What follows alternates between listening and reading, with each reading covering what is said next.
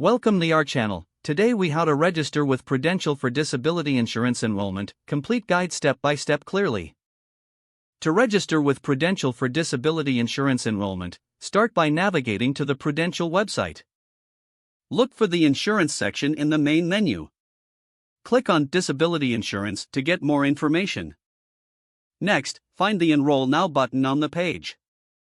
If you already have a Prudential account, click on Login. Enter your username and password to access your account. If you do not have an account, click on Create an account. Fill in the required personal information, including your name, email, and create a secure password and confirm it. Upon completion, submit your information to create your account. Once logged in, locate the Disability Insurance Enrollment section. Review the available disability insurance options. Select the plan that best fits your needs. Follow the prompts to begin the enrollment process. You may need to provide additional personal and financial information. Make sure to have your Social Security number and employment details ready. Carefully review all the information you have provided. Submit your enrollment application once you have verified its accuracy. You will receive a confirmation email regarding your application status. Keep an eye on your email for any further instructions from Prudential. If you have questions during the process, use the customer support options available on the website.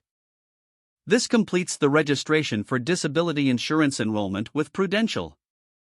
If the page does not load, refresh the browser or try again in a private or incognito window. Make sure you are using the correct email address, then retype it carefully to avoid small typos. If your password is not accepted, use the reset option and create a new strong password you can remember. Check your spam folder for verification or security emails, then complete any requested Enable two-factor authentication if available to improve account security and reduce unauthorized access risk. After signing in, review your profile details so your contact information and settings are accurate and current. If you see an error message, note it down and try again after restarting your device and internet connection. Log out when you finish, especially on shared devices, to keep your account and payment information secure. Don't forget to like this video and subscribe to our channel for more step-by-step tech guides.